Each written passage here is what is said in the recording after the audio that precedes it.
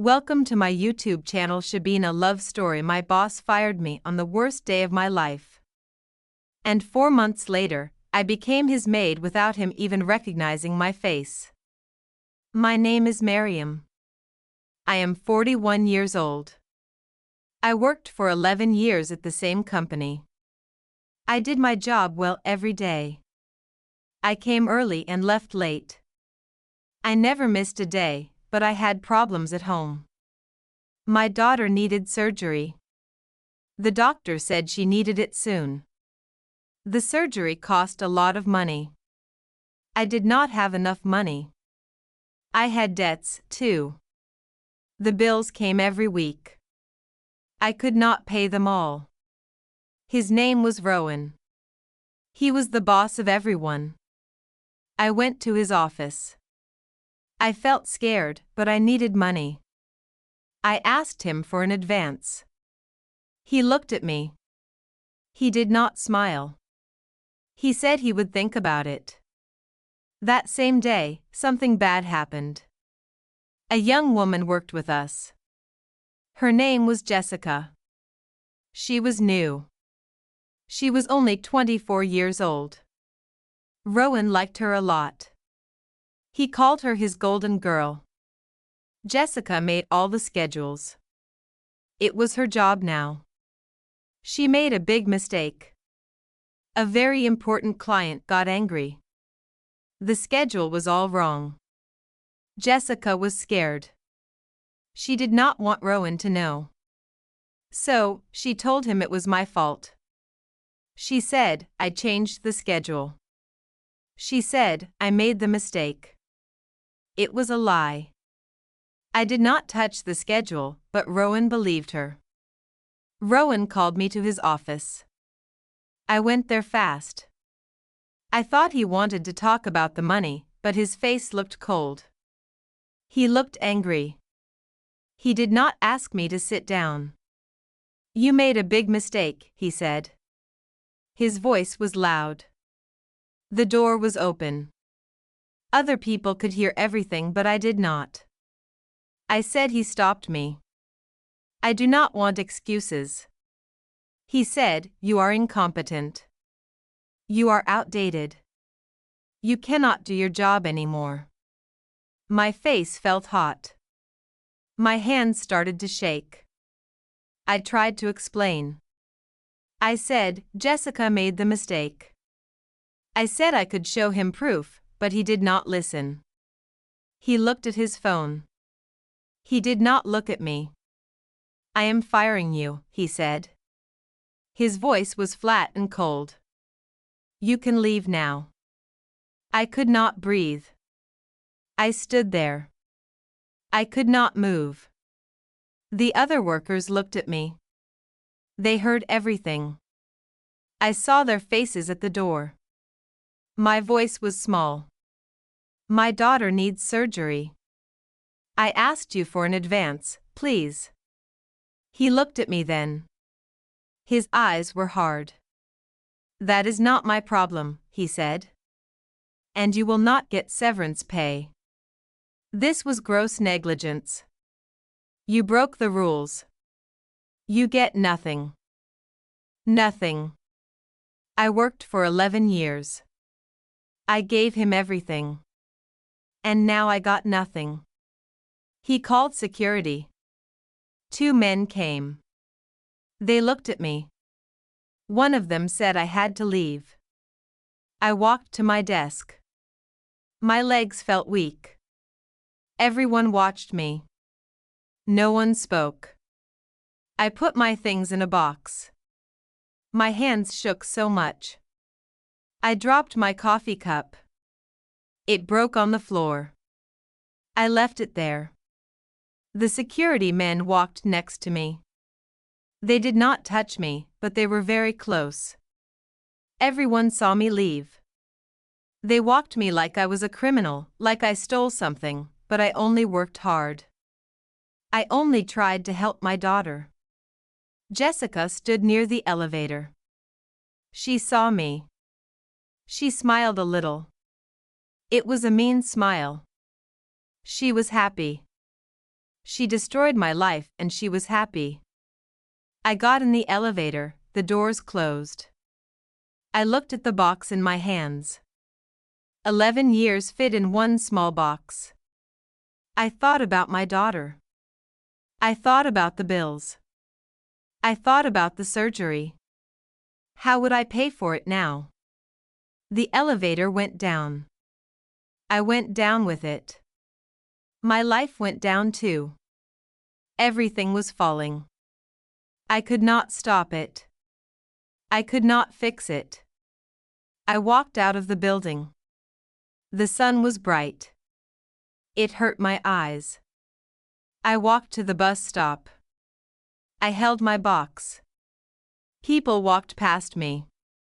They did not look at me. I was nobody now.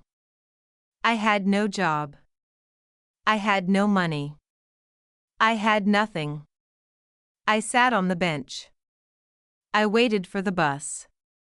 I did not cry. I could not cry. I just felt empty, cold, lost. Rowan fired me. He did not care. He did not listen. He threw me away like trash. And I could not do anything about it. I just had to go. I just had to leave.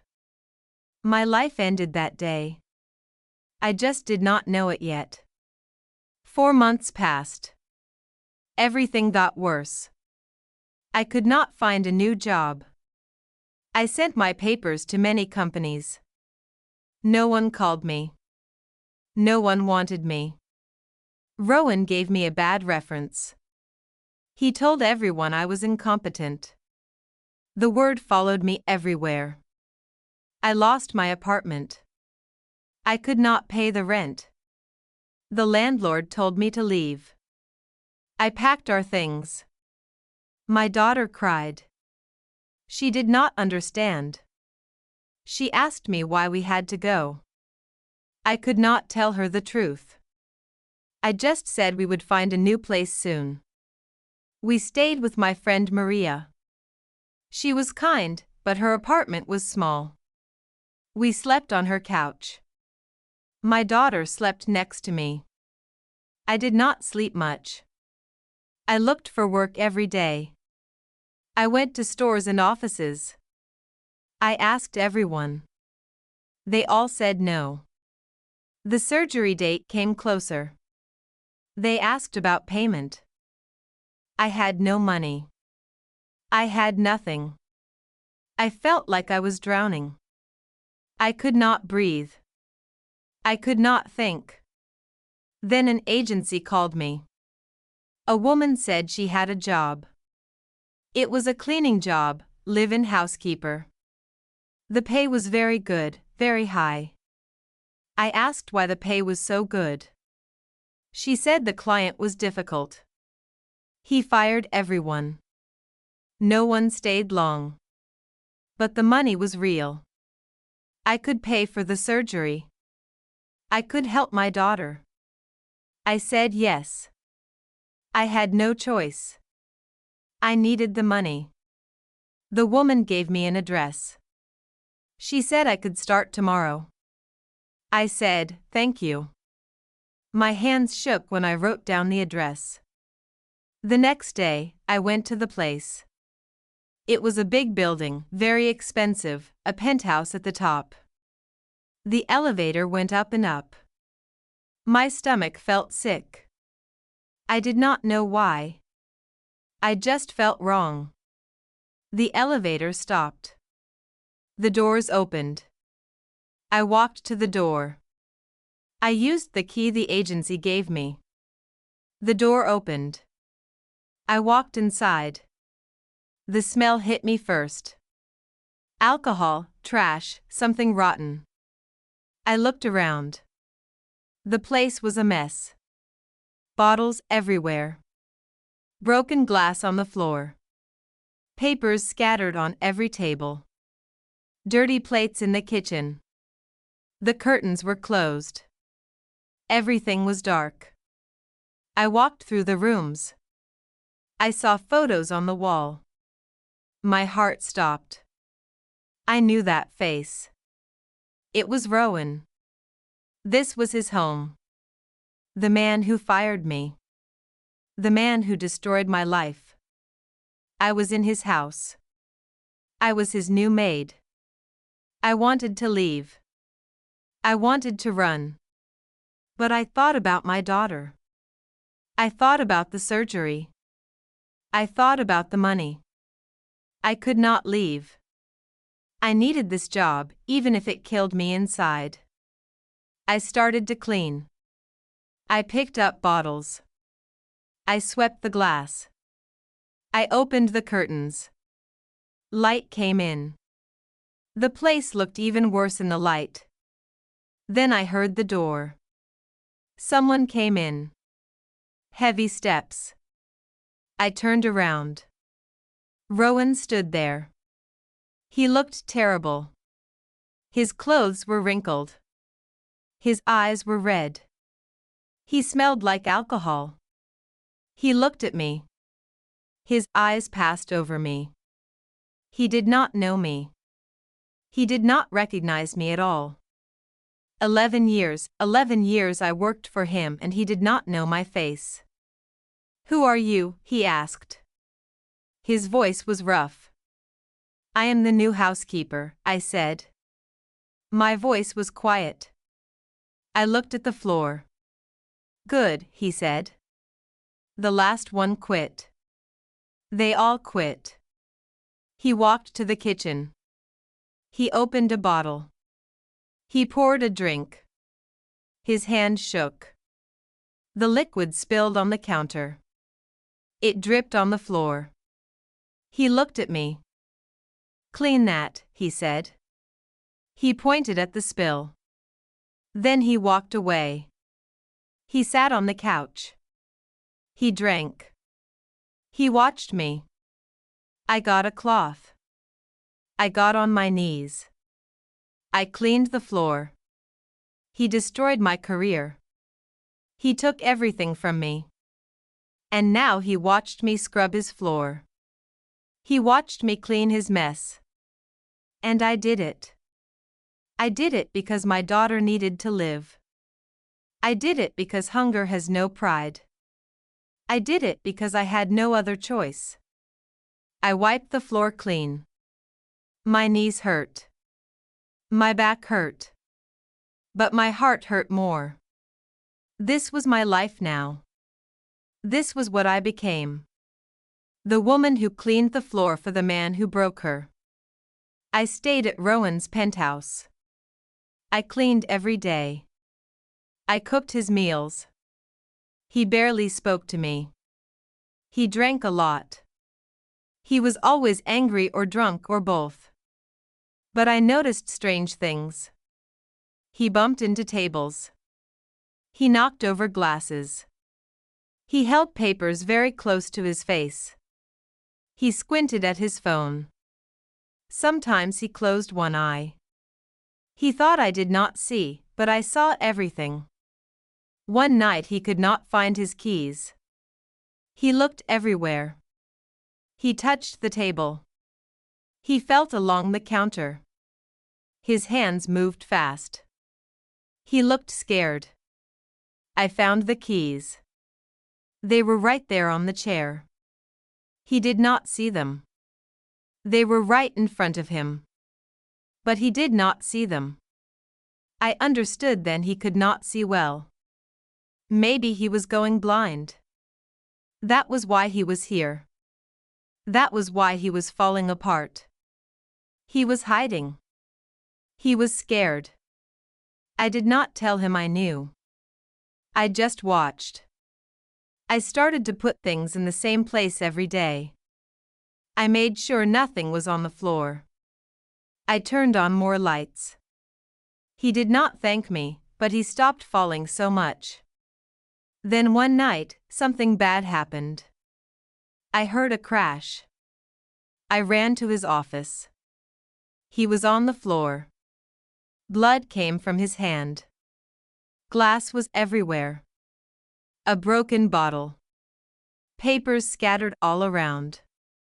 He was looking for something. He could not find it. My medicine, he said. His voice shook. I need my medicine.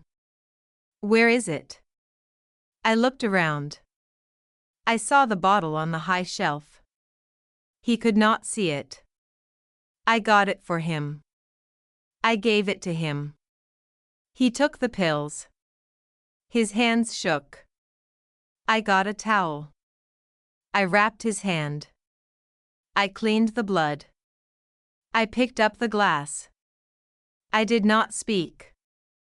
I just worked. He watched me work. He was quiet. I organized the papers on his desk. I put them in order by date, then by type. Then I made neat piles. This was how I always did it. This was how I organized things at the office. For 10 years, I did this. He stared at me. His eyes looked strange. You do that like he stopped. You remind me of someone. My heart beat fast. I said nothing.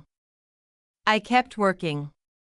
My old assistant, he said slowly. She organized papers like that. Exactly like that. I stopped. I looked at him. Our eyes met. I saw the moment he knew. His face changed. His mouth opened. He stood up fast. Too fast. He almost fell. I caught his arm. He pulled away from me. Mayam. He said it was not a question. He knew. You are Mayam? Yes, I said.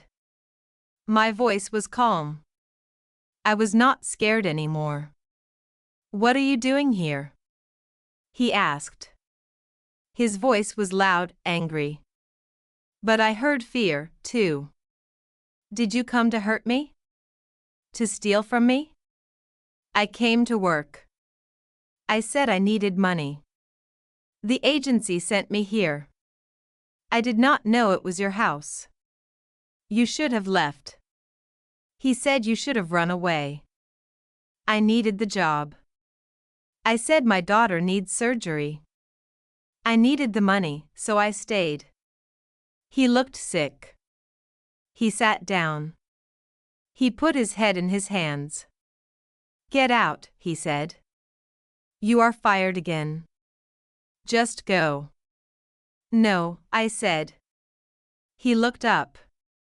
He looked shocked. What? No, I said again. I will not go. You owe me, Rowan.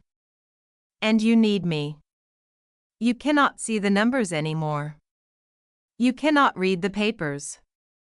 You cannot see anything. But I can. I can be your eyes. I do not need you, he said.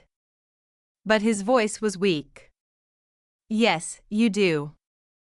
I said. I picked up a paper from his desk. This paper is from the board.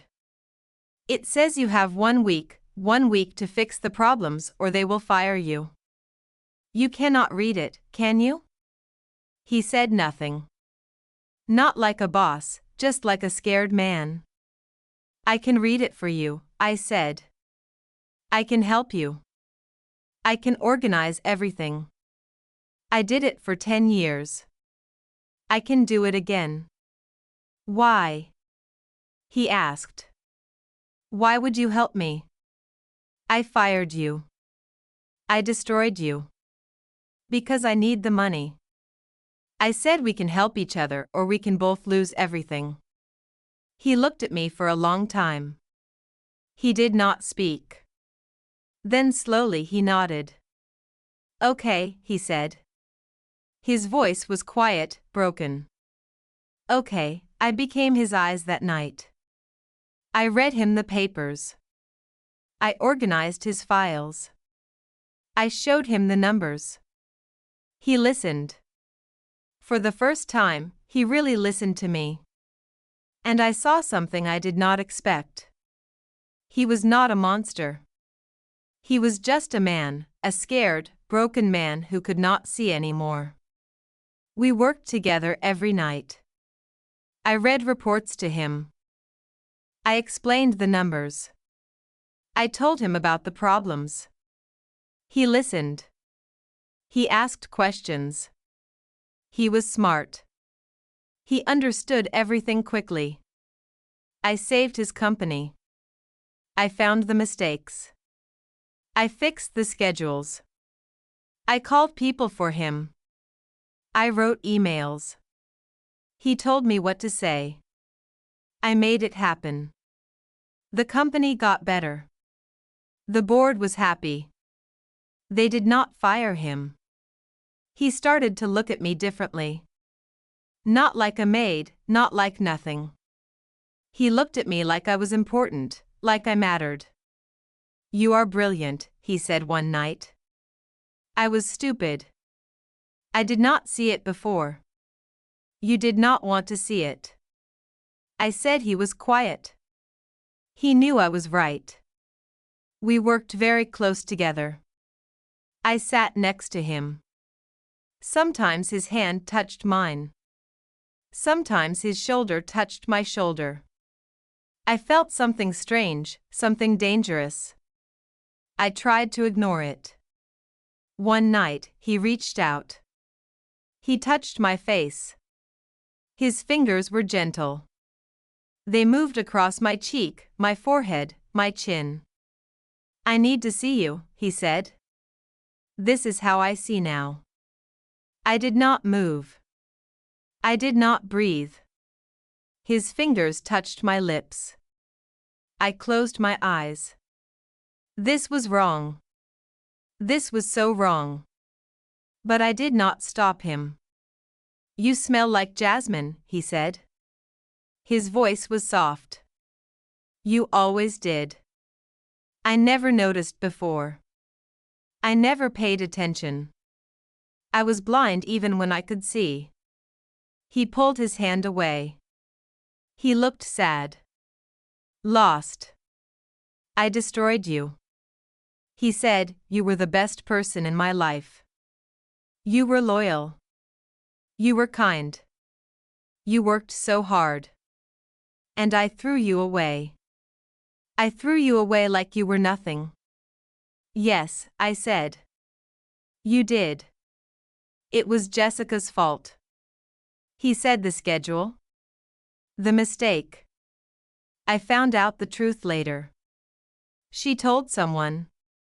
They told me. I did not try to find you. I did not apologize. I just forgot about you. I felt angry. So angry. "You forgot about me." I said, "But I could not forget about you. You were in my head every day. Every time I could not pay a bill. Every time my daughter asked why we had no home, you were there." "I am sorry," he said. He looked at me. Really looked at me. "I am so sorry, ma'am." "Sorry is not enough," I said. But my voice broke. I felt tears in my eyes. I was angry, but I was also tired. So tired of being angry.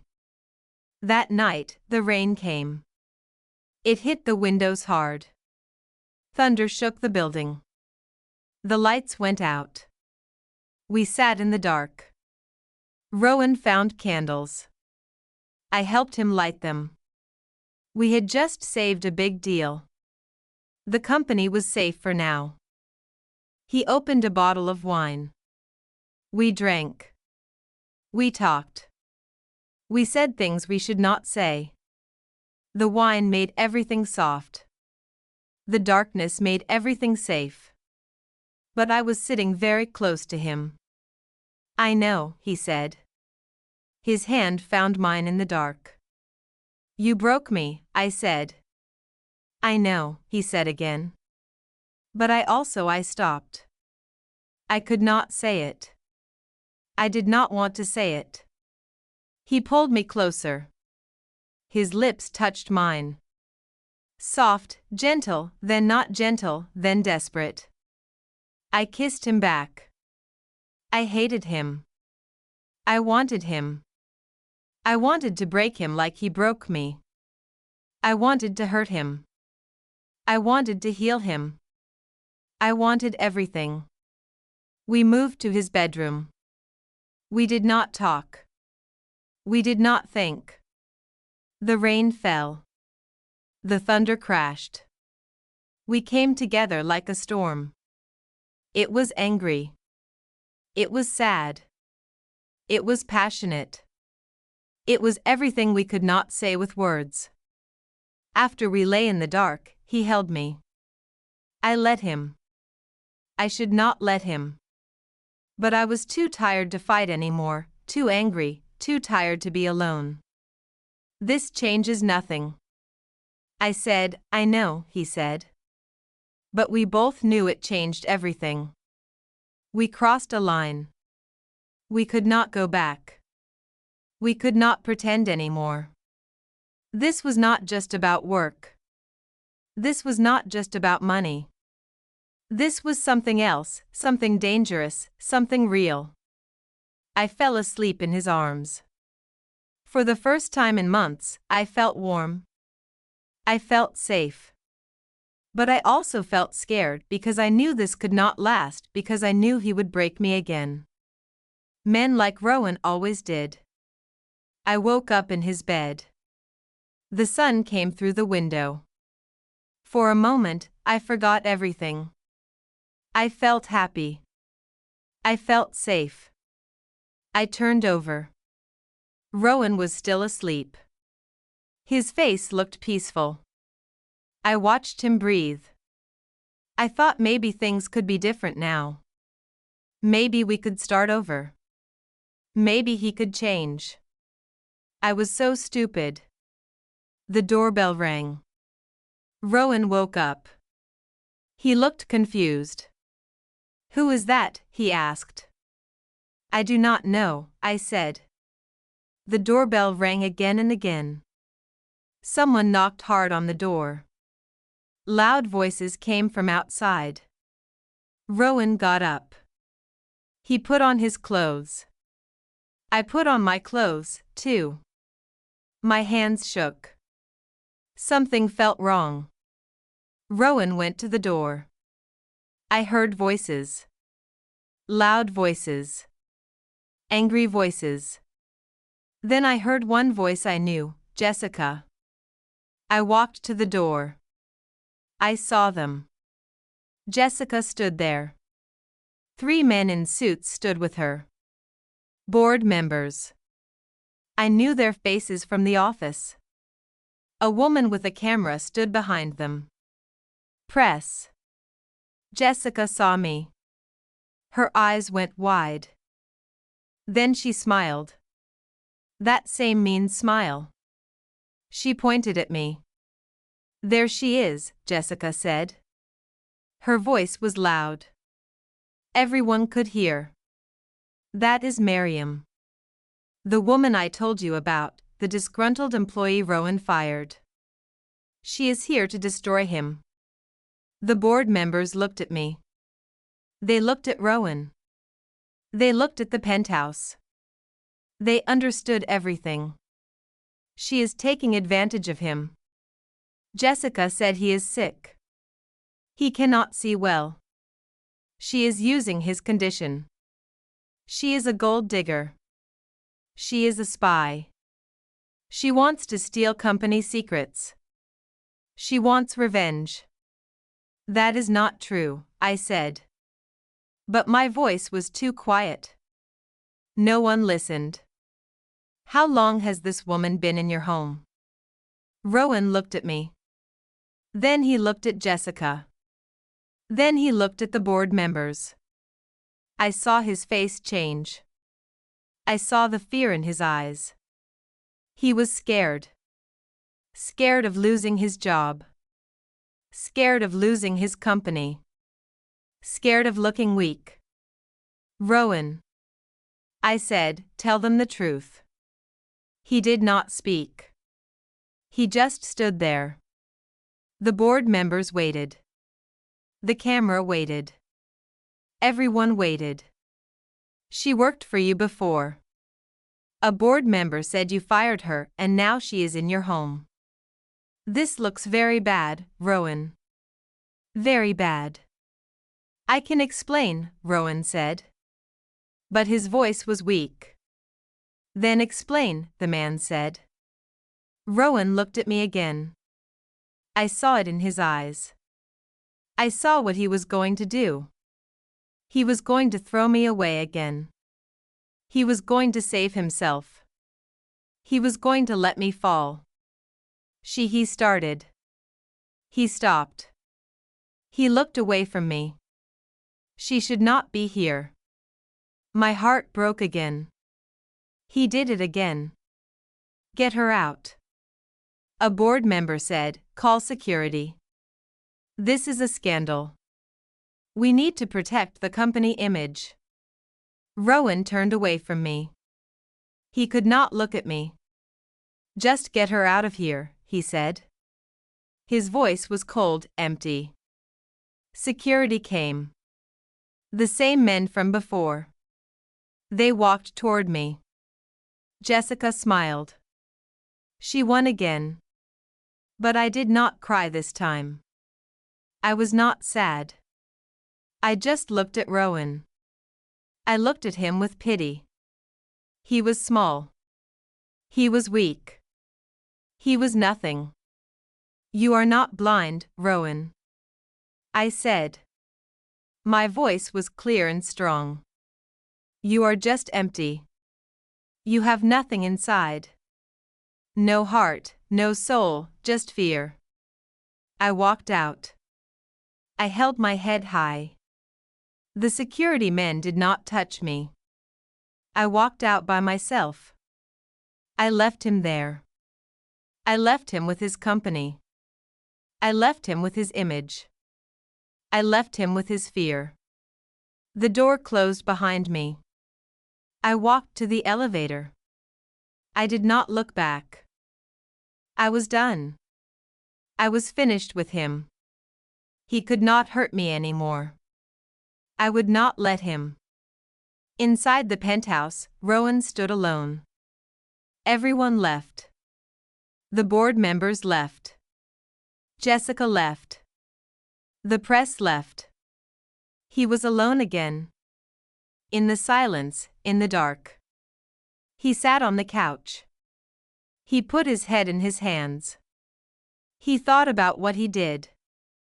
He thought about Miriam. She was gone. Really gone this time. He saved his company. He saved his job. But he lost everything that mattered. He lost the only person who saw him. The only person who helped him. The only person who stayed. He had his empire, but he lost his soul. 2 days after I left, Rowan called a meeting. All the staff came. The board members came too. Jessica stood at the front. She looked happy. She thought she won. Rowan walked in. He looked different, tired, sad, but also strong. He looked at Jessica. Jessica, he said. His voice was loud. You made a mistake with the schedule. Then you blamed Miriam. You destroyed a good woman's life to save yourself. Jessica's face went white. That is not true, she said. It is true, Rowan said. I have proof now. I found the emails. I found the records. It was all you. You are fired. Security will walk you out now. Jessica screamed. She cried. But security came. They walked her out just like they walked me out. But this time it was right. This time it was fair. Then Rowan turned to the board. I have something to say. He told them, I am going blind. I cannot see well anymore. I hid it from you. That was wrong. I need to step down. I need to take a leave. I need to fix my life before I can lead this company.